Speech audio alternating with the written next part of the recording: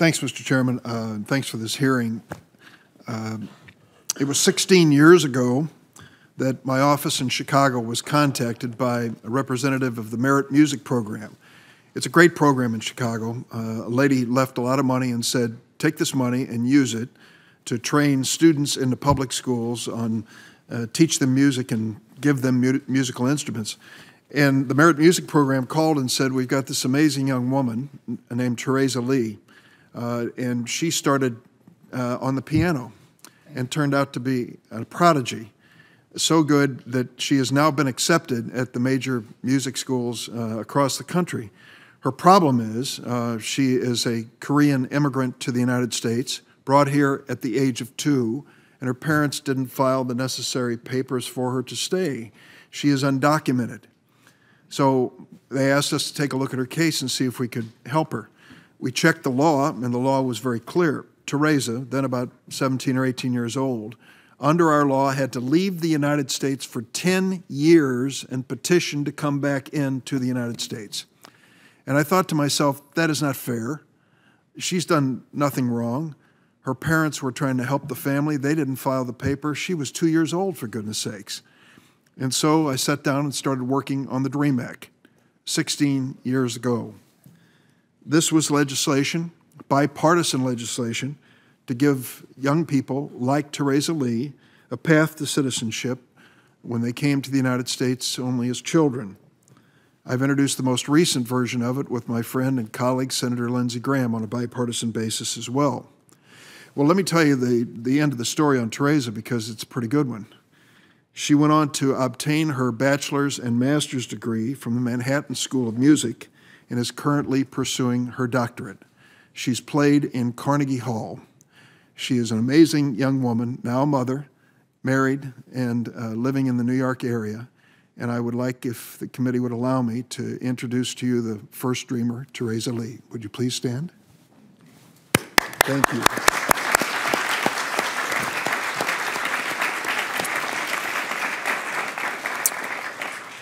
In April 2010, after years of trying to pass the DREAM Act, I sent a letter to President Obama, which was co-signed by President Dick Lugar, Senator Dick Lugar, Republican from Indiana. We asked President Obama to protect the Dreamers from deportation. The following year, we held the first hearing on the DREAM Act right in this room. I'll never forget it. The room was packed with hundreds of Dreamers who risked deportation to travel here from around the country to appeal to Congress and to the executive branch.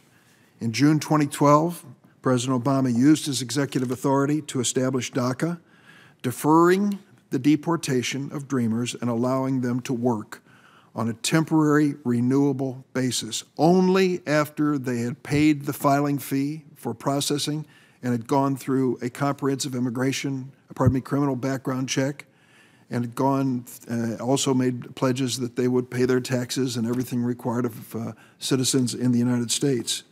Well, because of DACA, we now have almost 800,000 Dreamers contributing to our country as teachers, nurses, engineers, first responders, service members across the board. To those who dismiss DACA as presidential overreach, take the time to meet the Dreamer, Cristina Velasquez. Cristina, are you here? Thank you for joining us. Let me tell you about her. She was 6 years old when she came to the U.S. from Venezuela, now a student at Georgetown, has received the President's Volunteer Service Award 2 years in a row. She has dedicated 2 of her undergraduate summers and a full school year volunteering as a teacher. When she graduates from Georgetown in December, she'll start working for Teach for America, which already has 190 DACA recipients teaching kids across the United States in many challenging school districts. There's so many others in the room, I could spend my time introducing them, but I know we want to get on to the hearing. I just want to say this about the people that I've introduced and others who are here. America needs to know that the clock is ticking on their lives. Consider this. Beginning on March the 5th, 2018, every workday for the following 2 years, every workday, approximately 1,400 Dreamers will lose their work permits and be subject to deportation every workday. Teachers will be forced to leave their students, nurses forced to leave their patients, first responders to leave their post, medical students to leave medical school, and soldiers who have volunteered to risk their lives for America will be forced to leave the Army. This isn't just a looming humanitarian crisis, it has an economic component. These dreamers, those who are qualified through DACA, are working hard and going to school. They're an important part of our economy. America gets this. As Senator Feinstein said earlier, it was Fox News who brought us the poll that said 83% of Americans support a path to citizenship for dreamers, including 63% of those who voted for President Trump. We need to pass the DREAM Act, and that's what Senator Graham and I are trying to do. I want to say a kind word about the SUCCEED Act, introduced by Republican Senators Tillis, Lankford, and Hatch.